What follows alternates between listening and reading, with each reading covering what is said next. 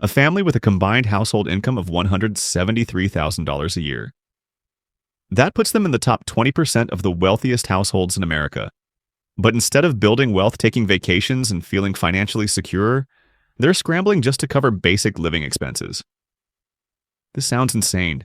They have degrees, they have careers, they have salaries most people dream about. They got married, combined their finances, bought a house in a good school district. But they're actually drowning. So what's the problem? Why are two incomes struggling more than one? What kind of mathematical paradox is happening here? My name is Pot, and I've spent years researching and analyzing the financial traps that millions of American families are stuck in every single day. Today we're going to expose one of the biggest financial bait and switches in modern American history. A trap that you might be standing right in the middle of without even knowing it. Are you a victim of this miscalculation?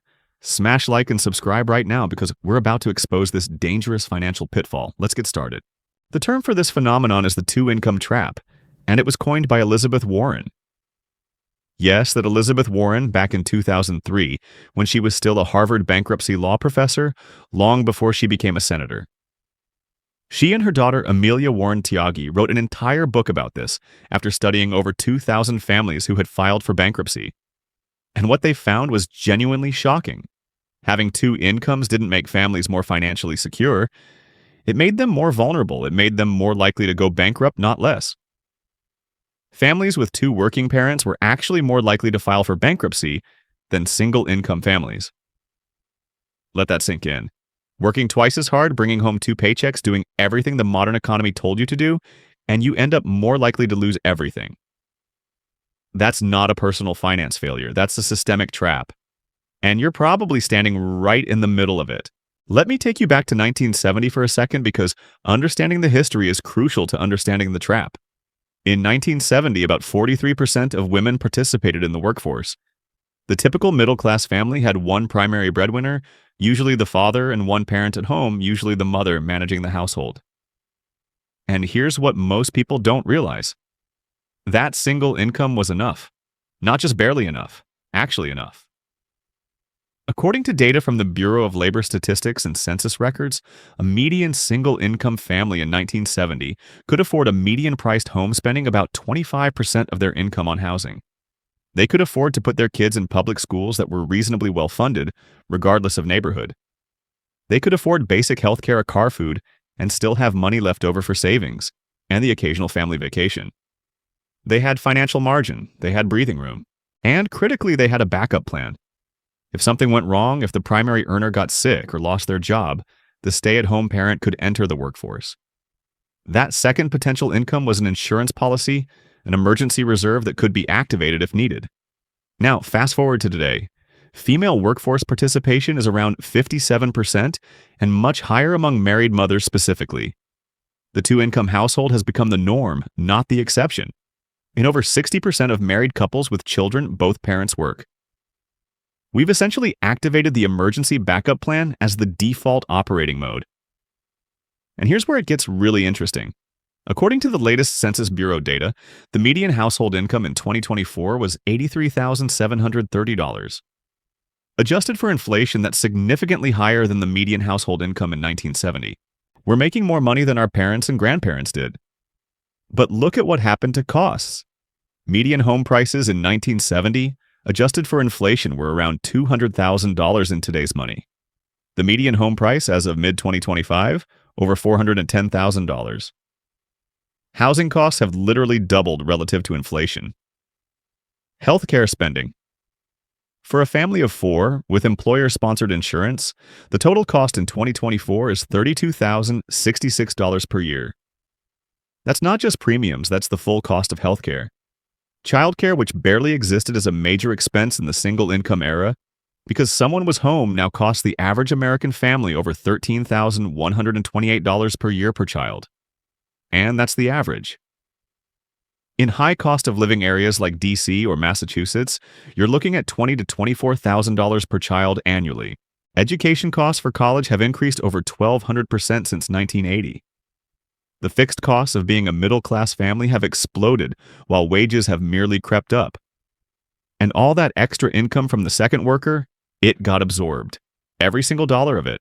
The two-income family doesn't have double the financial security of the single-income family from 1970. They have less. Because their fixed costs expanded to consume both incomes, and they burned their backup plan just to keep up with baseline expenses. Now you might be thinking, pot. This doesn't apply to me. We're smart with our money. We didn't let lifestyle inflation eat our second income. And look, maybe you're the exception. But let me walk you through the math of what actually happens to that second income, and I want you to be honest with yourself about whether this applies to your situation. Let's say one partner makes $90,000 and the other makes $60,000. That's $150,000 combined, which feels like a lot. Now let's focus on what happens to that $60,000 second income, because this is where the magic trick happens. First, there's taxes. And this is where most people don't realize they're getting screwed. Because of the way progressive tax brackets work, that second income gets taxed at a higher marginal rate than if it were the only income. The first $90,000 gets taxed at lower brackets, but that additional $60,000 comes in at the top of the stack. Depending on your state, the effective tax rate on that second income could be 30 to 35% or higher when you factor in federal income tax, state income tax, and payroll taxes. So that $60,000 immediately becomes something like $39,000 to $42,000 in actual take-home pay. But we're just getting started. If you have kids, you need childcare. And this is the big one that nobody talks about, honestly. The national average cost of childcare in 2024 was $13,128 per year per child. Got one kid. That's over $1,000 a month. Got two kids. You're looking at $26,000 a year, and that's assuming you're getting the average rate, not living in a high-cost area. Let's be conservative and say you have one child. That's $13,128 right there. Your $60,000 salary after taxes after childcare is now down to around $27,000. And you haven't even left the house yet. Two working parents means two commutes. The average American commute costs about $5,000 per year in gas maintenance and vehicle depreciation. That's if you're driving a reasonable car. If you're paying for parking downtown, add another $2,000 to $3,000.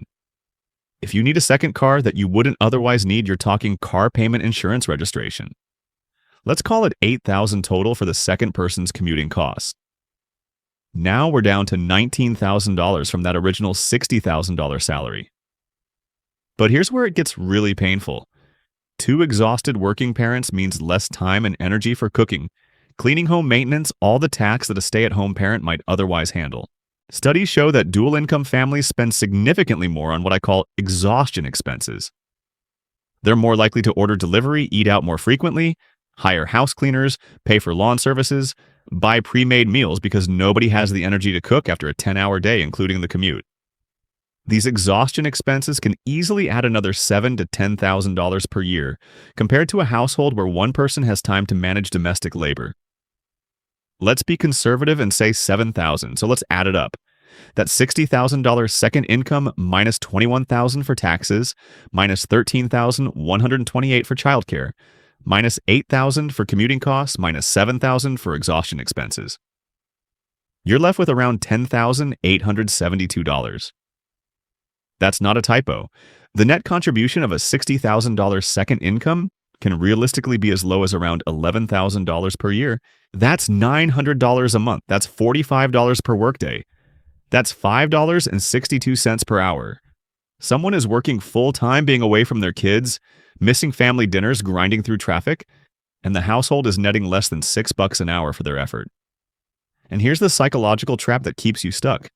Because the gross numbers look big, because you see that $150,000 combined income on your tax return, you feel like you should be doing well. You make spending decisions based on that $150,000. You buy a house based on what two incomes can qualify for. You take on car payments that two incomes can theoretically support. The bank looks at your combined income and says, yes, you can afford this $500,000 mortgage. And technically, you can, as long as both incomes keep flowing forever. As long as neither of you gets sick or laid off or burned out, or needs to take care of an aging parent, or has a child with special needs, or hits any of the 1,000 unexpected life events that humans encounter. This is where we're about to see how the trap snaps shut completely. This is where the trap snaps shut, and it's the part that Elizabeth Warren's research really drove home. The single-income family from 1970 had something the two-income family today doesn't have: financial flexibility. If the breadwinner lost their job, the stay-at-home parent could find work. Not ideal, but it was a backup. It was margin. It was resilience. The family had an emergency parachute they could deploy when things got rough. The two-income family has already played that card. Both incomes are already fully committed to the monthly nut. The mortgage payment, the car payments, the childcare, the insurance, the utilities. There's no backup plan. There's no reserve income to activate. If either partner loses their job, gets sick, or can't work for any reason, the family doesn't just lose that income. They often can't maintain their fixed costs, even temporarily, because those costs were sized for two incomes. You're operating at 100% capacity with no reserves, like a car running with no oil in the engine. Everything works fine until it doesn't, and then everything breaks at once. This is why Warren's research found that two-income families were more likely to file bankruptcy. It's not because they were irresponsible, it's because they had no margin for error. One medical emergency, one job loss, one unexpected crisis, and the whole thing collapses. And the data today shows this is getting worse, not better. A 2024 study from the Federal Reserve found that nearly 40% of American adults couldn't cover a $400 emergency expense without borrowing or selling something. 40%. And many of those people are in dual-income households making solid money on paper. But here's what's really terrifying. Look at what's happening to younger generations right now. According to Deloitte's 2025 survey of over 23,000 workers, Gen Z financial insecurity jumped from 30% in 2024 to 48% in 2025. That's a 60% increase in just 1 year. Nearly half of an entire generation suddenly feels like the ground has disappeared beneath them. 56% of Gen Z and 55% of millennials are living paycheck to paycheck. 82% of 18 to 34-year-olds say money is a significant source of stress. 55% of Gen Z don't have enough emergency savings to cover 3 months of expenses. These aren't lazy people. These are people working their asses off, often with two incomes in the household, and they still can't build any kind of financial cushion. They're not broke because they don't earn enough. They're broke because their expenses expanded to consume every dollar of their combined earnings, and they're one unexpected transmission repair away from financial crisis. And here's what really gets me. The expenses that consumed that second income weren't luxury expenses. They weren't boats and vacations and frivolous spending. They were housing, childcare, healthcare, education. They were the fixed costs of participating in the middle class. Look at housing specifically, because this is where the bidding war effect becomes crystal clear. In the single-income era, families competed for housing based on one income. Houses were priced according to what one median income could afford. When two-income families became the norm, families suddenly had twice the purchasing power for the same houses. What do you think happened to prices? They got bid up. Way up. If everyone has two incomes, then two incomes become the baseline requirement, and suddenly you need two incomes just to afford what one income used to buy. It's like an arms race where everyone escalated and nobody won. The same thing happened with education. School districts are largely funded by property taxes, which means good schools exist in expensive neighborhoods. Parents naturally want to live in areas with good schools, so families started bidding up property prices in good school districts using their two incomes to outbid others. This created what Warren calls the bidding war for educational opportunity. The price of admission to good public schools became a $410,000 mortgage instead of a $200,000 mortgage. You're not paying tuition, but you're paying the tuition equivalent in your housing costs. And once you're locked into that mortgage, you're locked into needing both incomes forever. You can't go down to one income. You can't scale back. The trap is closed and the key is nowhere to be found. Now you might be thinking, okay, Pot, but what am I supposed to do? I can't just have my partner quit their job. We need both incomes to survive. And I hear you. That's exactly the trap. You need both incomes to survive the lifestyle you've built around both incomes. But here's the mindset shift that changes everything. Stop treating both incomes as permanent and guaranteed. Start treating the second income like it could disappear tomorrow. Most people do the exact opposite. They lock in their lifestyle based on peak earning potential. They upgrade the house, upgrade the cars, upgrade the school district, upgrade everything because, hey, we're making good money now. And then they wake up 5 years later realizing they have built a financial prison where both people have to keep working at maximum capacity just to keep the lights on. The alternative approach is what I call the one income foundation strategy. Here's how it works. You structure your fixed costs, your non-negotiable monthly expenses, so they can be covered by one income alone. Not comfortably, not with tons left over, but covered. The mortgage, the basic utilities, the minimum car payment, the insurance, the food. Everything essential runs on one income. The second income then becomes entirely discretionary. And I mean actually discretionary, not discretionary. Like how people say their Netflix subscription is discretionary right before they panic if they have to cancel it. I mean money that if it disappeared tomorrow, you'd have to cut back on lifestyle, but you wouldn't lose your house. You wouldn't declare bankruptcy. You'd survive. Let me make this concrete with an example. Say your household brings in $165,000 combined. Partner 1 makes $95,000, partner 2 makes $70,000. Here's what most people do. They look at that $165,000 and think, we can afford a mortgage that requires about $140,000 in income to service comfortably. Don't do that. Instead, take a mortgage that can be comfortably covered on $80,000. Live in a neighborhood that's good but not great. Kids go to schools that are solid but not ranked. Number 1 in the state. Maybe you have 1 car payment instead of 2. Or better yet, no car payments at all. Now here's where that $70,000 second income goes. Not into a bigger house, not into nicer cars, not into keeping up appearances. First, you build an emergency fund. Not 2 months of expenses, not 6 months. 12 months. A full year of runway where if everything goes to hell, you have time to figure it out without panicking. Then you max out retirement accounts. 401k IRAs. HSAs if you qualify. Every tax-advantaged account you can legally access, you fill it up. After that, taxable investment accounts. Index funds, boring stuff that compounds. You're not trying to get rich quick. You're building a machine that will eventually generate its own income independent of your jobs. And only after all of that, maybe if there's anything left, you consider lifestyle upgrades. But even then you're careful, because every dollar you invest now is buying back your freedom later. This requires real sacrifice in the short term. You'll drive past houses you technically qualify for.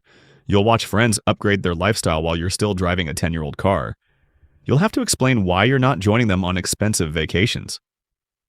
The social pressure is real and it's brutal. But here's what happens in 5 to 10 years if you stick with this. Those investments you made with that second income start generating their own returns. Compounding takes over. If you've been investing $70,000 a year for 7 years at a conservative 7% average return, you're looking at over $600,000.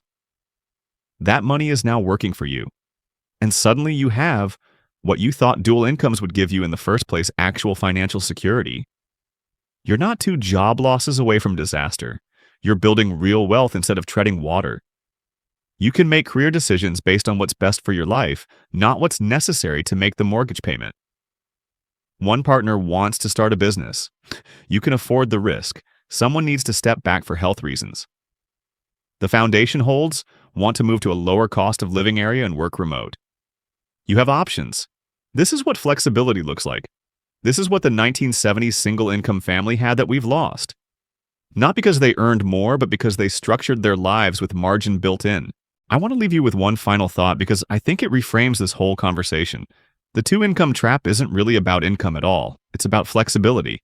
It's about margin. It's about having options when life doesn't go according to plan. Our grandparents' generation had something we've systematically traded away. Not higher salaries, not better benefits, but the ability to absorb a shock without the entire system collapsing. The ability to pivot when circumstances change. The ability to have one person step back from the workforce temporarily without losing everything they'd built. We traded that buffer, that breathing room, that freedom for the appearance of prosperity. Bigger houses with granite countertops. Leased luxury cars in the driveway, the Instagram-worthy vacation once a year.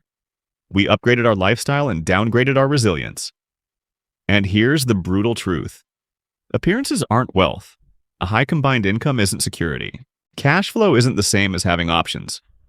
You can look successful on paper and be one medical emergency away from financial ruin.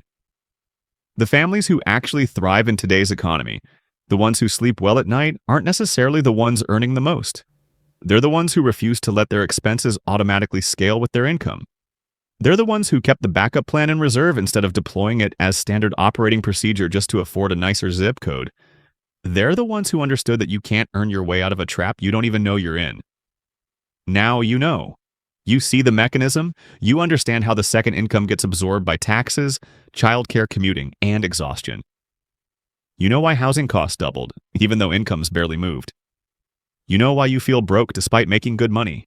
The question is, what are you going to do about it? Are you going to keep running faster on the treadmill, hoping that the next raise, the next promotion, the next income bump will finally be enough? Or are you going to step off, rebuild your foundation, and design a life where two incomes create actual wealth instead of just covering inflated expenses?